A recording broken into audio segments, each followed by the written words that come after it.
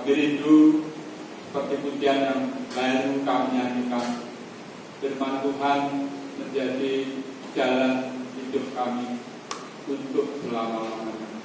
Berkati firman Tuhan yang ingin kami dengar saat ini, sehingga sungguh-sungguh kami boleh mengerti dan boleh menjadi pedoman hidup kami.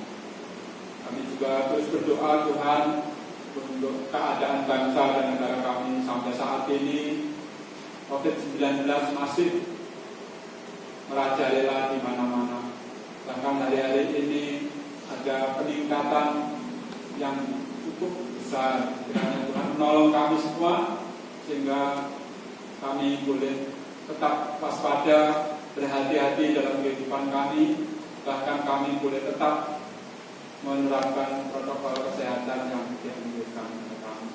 Kami berdoa Tuhan untuk para medis, para peneliti yang terus berjuang di depan untuk menghalau virus ini. Tuhan juga memberkati mereka sehingga mereka boleh berhasil dan antivirus yang diperlukan nanti boleh kami pakai dengan aman dan kami boleh hidup seperti sedia kala. Kami juga berdoa Tuhan lagi untuk saudara-saudara kami seiman di Sulawesi Tengah, khususnya Siki, kiranya Tuhan juga menolong saudara kami di tempat itu sehingga penderitaan yang mereka alami juga penderitaan kami semua. Tuhan menolong mereka sehingga mereka boleh tetap bersukacita.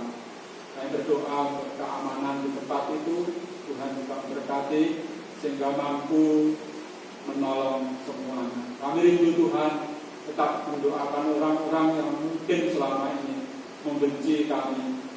Itulah yang harus kami lakukan, mendoakan mereka. Kami yakin dan percaya balik itu semua Tuhan memiliki rencana tersendiri.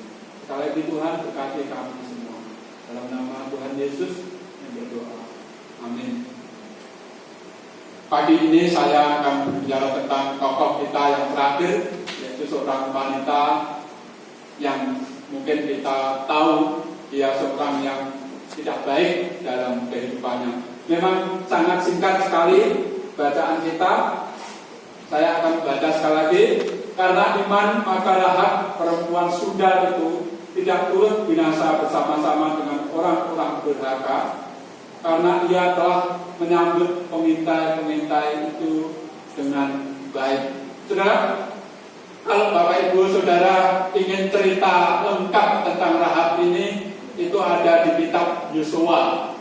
Waktu itu bangsa Israel sudah memasuki negeri janji, dan waktu itu akan menyerang sebuah kota yang sangat kuat pada waktu itu, karena ini adalah kota satu-satunya yang sekelilingnya itu sudah ada tembok, namanya kota Yeriko. Kota Yeriko. Ya, cerita kota Yeriko itu pasti kita tahu. Dan ternyata di sana memang kota ini adalah kota yang secara fisik kuat, tetapi hidup bangsanya, maksudnya di dalam kota itu tidak baik. Jadi di sana banyak sekali hal-hal yang mereka lakukan, termasuk persundalan. Jadi perzinahan berlaku di mana-mana. Tetapi Rahab ini adalah salah satu wanita yang walaupun sama-sama dengan mereka, dikatakan mereka adalah orang-orang durhaka, tetapi Rahab ini memiliki iman, yaitu menyambut musuhnya. Kita tahu persis ya. Jadi musuhnya waktu itu sedang masuk kota ini dalam rangka penyelidikan, Berbuat baik itu hal yang mungkin biasa kita lakukan. Tetapi yang cukup susah kita lakukan adalah berbuat baik kepada orang yang tidak kita kenal atau orang asing. Waktu saya sampai SMP, orang tua saya ini, karena orang tua saya ini tokoh masyarakat, kepala dusun, itu, dan pada umumnya ya orang-orang di dusun saya waktu itu rumahnya itu pasti luas ya, ruang tamunya itu luas, mungkin rumahnya kita tahu lah rumah orang dulu. Tetapi orang tua saya ini lebih dari itu, di samping luas punya joglo tahu ya, jadi tempat pertemuan dan cukup luas, dan sudah menjadi kebiasaan mungkin waktu itu di sekitar kami, karena desa saya itu cukup dekat dengan pasar. Jadi saya ingat betul, desa kami sering kali ada orang asing berjualan mau apa saja. Tapi yang saya sering tahu itu waktu itu banyak orang Madura ya, karena dari tutur katanya itu berjualan dandang tembogo, tahu ya? Kalau orang dulu dandangnya dari tembogo itu, dan sering kali mereka itu menginap di rumah orang tua saya, menginap. Biasanya semalam, kalau mereka ada yang berhari-hari juga, berhari-hari. Dan ibu saya melihat selalu menyiapkan yang namanya kopi apa saja. Jadi saya melihat bahwa orang-orang dahulu itu rasa curiga kepada orang lain itu tidak ada. Jadi orang itu pasti ditolong siapapun mereka. Saudara, dalam kehidupan kita Tuhan Yesus mengajarkan bagaimana saya dan saudara mungkin menghadapi seperti situasi saat ini ya. Ada gereja yang kembali dirusak, bahkan jemaatnya dibunuh, dan ternyata ketahuan ada kelompok orang yang melakukan itu. Memang sekarang masih dalam penyelidikan. Bagaimana sikap kita orang-orang Kristen, saudara? Sekali lagi Tuhan Yesus mengajarkan tidak membalas, mengasihi mereka, bahkan mendoakan mereka. Paulus juga berkata, doakanlah dan berkatilah mereka dalam kitab Roma. Saudara, Rahab itu melakukan seperti itu. Rahab tidak tahu persis apakah dua orang pengintai itu nanti kembali atau tidak. Karena Rahab tahu persis bangsanya waktu itu bangsa yang sangat kuat. Tetapi Rahab melakukan penyambutan kepada musuhnya ini dengan sebaik-baiknya. Karena memiliki iman, saudara. Iman itu mungkin sekali lagi saya katakan itu adalah sesuatu yang belum dilihat. Di dalam Ibrani 11 ayat 1 saya mengulangi lagi. Iman adalah dasar dari segala sesuatu yang kita harapkan dan bukti dari segala sesuatu yang tidak kita lihat. Jadi Rahab itu sebenarnya juga tidak tahu persis bahwa nanti orang yang saya tolong itu menolong saya atau tidak. Tidak, saudara. Bangsa yang akan memerangi bangsa saya itu nanti menang atau tidak. Tetapi secara fisik bangsanya itu kuat karena dilindungi oleh tembok Yeriko. Nah, cara imannya itu dilakukan oleh Rahab itu bagaimana? Karena dia belum menjadi orang percaya. Nah, saudara, kan ceritanya kan Rahab itu menolong dua orang itu kan turun dari itu ya, dari diselamatkan turun dan diberi seperti selendang untuk mereka supaya bisa turun lewat tembok. Dan cara imannya itu begitu. Jadi selendangnya itu ditali-talikan kepada jendela itu. Karena orang, menurut buku yang saya baca, orang sudah tahu. Walaupun rumah Rahab ini mungkin tidak ada tanda tali itu, tanda selendang itu, keluarga itu adalah keluarga orang Sunda. Sudah tahu. Jadi bangsanya juga tidak tahu kenapa dipasang seperti itu. Tetapi orang yang diutus Tuhan, dua orang utusan bangsa Israel ini tahu persis bahwa selendang itu adalah tanda bahwa rumah itu perlu diselamatkan. Sekali lagi, Rahab tidak pernah tahu bangsa Israel akan perang atau menang atau kalah. Tapi saya menemukan beberapa hal, saudara. Iman itu yang pertama itu mampu menyelamatkan. Iman itu mampu menyelamatkan. Saudara, bangsa kita sekali lagi masih di mana-mana didera wabah ini. Saya dapat teman di kelompok grup hamba Tuhan itu sudah benar, dia berkata begitu. Sudah benar. Nah, teman-temanku berkata belum. Maksudnya itu apakah gereja saya dan gereja Bapak Ibu Saudara, mungkin yang lain teman-teman, apakah sudah benar dengan protokol kesehatan yang diwajibkan untuk kita? Saudara, jangan kendor, saudara. Iman kita itu akan menyelamatkan kita. Walaupun mungkin orang lain mungkin abai sekarang, tapi mari kita tidak kendor, karena iman kita itu menyelamatkan orang lain. Saudara, karena imannya Rahab itu akhirnya menyelamatkan keluarganya. Karena waktu itu begitu bangsa Israel menyerang kota Yeriko, dan penyerangnya itu memberi petuah kepada pasukannya, dikatakan begini, semua orang yang ada di rumah itu tidak boleh dibunuh, karena rumah itu telah menyelamatkan kami. Artinya saudara, siapapun yang di rumah itu selain Rahab, mungkin juga orang tuanya atau adik-adiknya atau siapa saja, itu akan selamat. Saudara, iman saya dan saudara itu menyelamatkan orang lain. Seperti saat ini saudara, saya dan saudara memiliki iman bahwa kalau saya dan saudara tetap mematuhi protokol kesehatan yang ada, saya yakini orang lain juga akan menjadi selamat. Seperti Rahab ini menyelamatkan yang lain. Di dalam Yosua itu sangat terkenal waktu Yosua berpisah dengan bangsa Israel, dikatakan bahwa silahkan pilih kemana kamu akan memuji Tuhan, tetapi aku dan seluruh keluargaku akan tetap setia memuji, memuliakan nama Tuhan. Itu apa? Komitmen Yosua.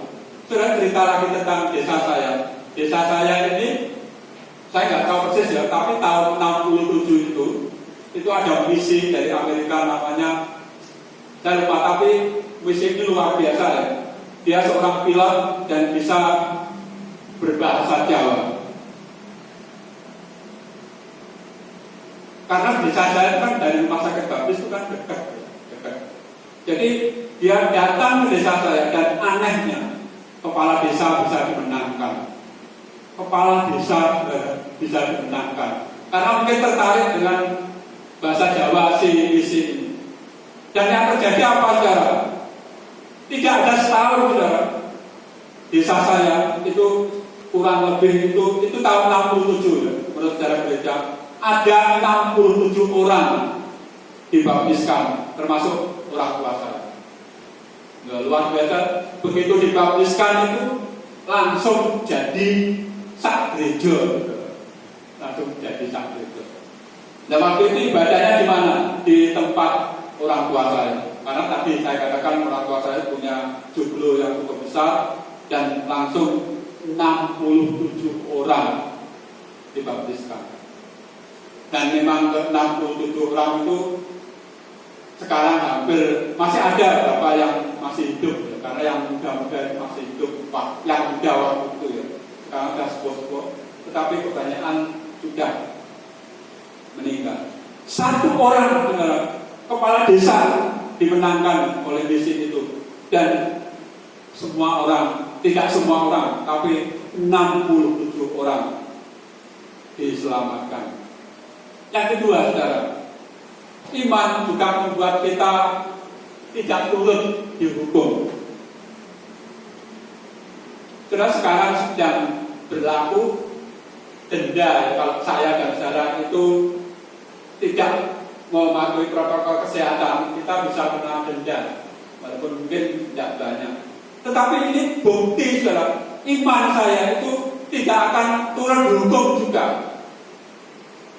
Jadi ya pakailah masker, tetap menjaga jarak, tetap cuci tangan dengan rajin, supaya saya dan saudara tidak turut dihukum oleh negara kita. Iman sekali lagi akan membuat saya dan saudara tidak ikut dihukum. Tadi katakan karena iman maka Rahab perempuan sundal itu tidak turut binasa bersama orang-orang durhaka. Karena kota itu dihancurkan, dibinasakan, tetapi Rahab dan keluarganya diselamatkan. Karena apa? Ada satu orang yang beriman. Kita memang tidak tahu persis cerita berikutnya bagaimana, tetapi sekali lagi satu orang beriman bisa menyelamatkan orang lain. Seperti yang terakhir saya akan membaca dalam kitab Matius 25.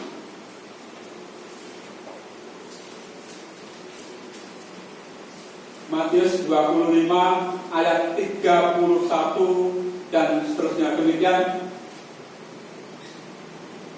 apabila anak manusia dalam kemuliaannya dan semua malaikat bersama-sama dengan dia, maka ia akan bersemayam di atas takhta kemuliaannya.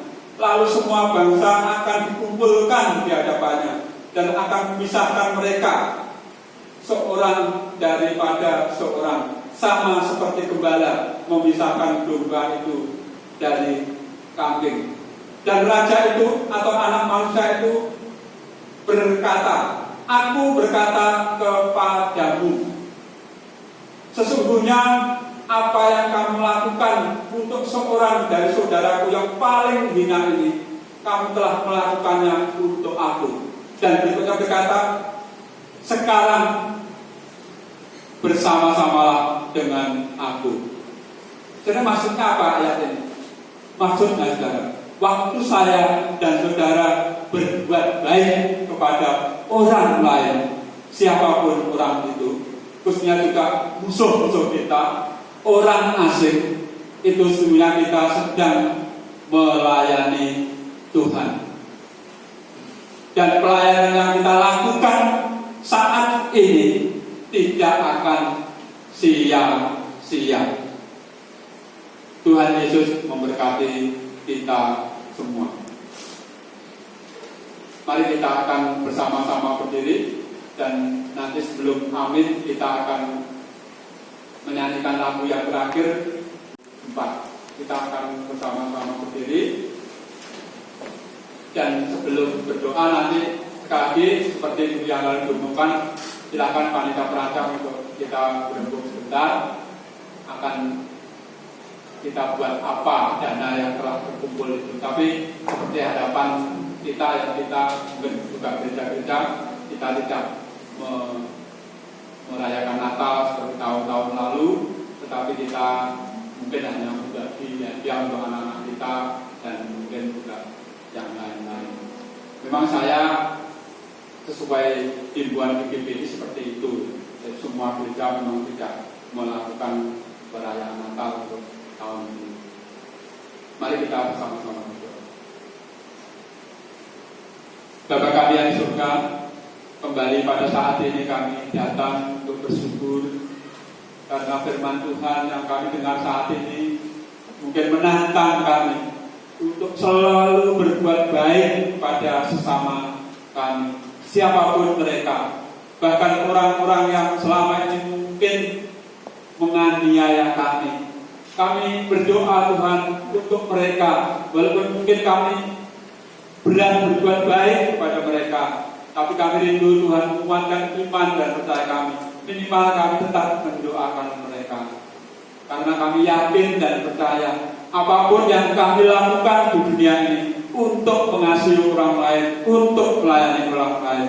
Sesungguhnya kami sedang melakukannya untuk Tuhan. Dan Tuhan tidak melupakan apa yang kami lakukan. Seperti firman Tuhan berkata, waktu Tuhan datang, Tuhan akan menyisihkan kami, semua orang yang melakukan perbuatan-perbuatan yang baik pada sesama kami. Tuhan akan menyisihkan kami untuk keselamatan kami. Sekali lagi Tuhan, kuatkan iman dan percaya kami. Kami rindu firman Tuhan pada pagi ini boleh menjadi pedoman hidup kami. Walaupun saat ini mungkin kami menjadi orang-orang yang tidak berkenan hidup kami di hadapan Tuhan. Mungkin hidup kami seperti Rahab, tetapi kalau kami memiliki iman kami itulah yang akan menyelamatkan kehidupan kami. Menyerahkan sekali lagi, setelah kami merencanakan Natal kami akan kembali ke rumah kami masing-masing. Kiranya Tuhan juga memberkati perjalanan kami, memberkati kegiatan kami hari ini. Tuhan memberkati engkau dan melindungi engkau. Tuhan menyinari engkau dengan wajah-Nya dan memberi engkau kasih karunia. Tuhan menghadapkan wajah-Nya kepadamu dan memberi engkau damai sejahtera. Dalam nama Tuhan Yesus kami berdoa.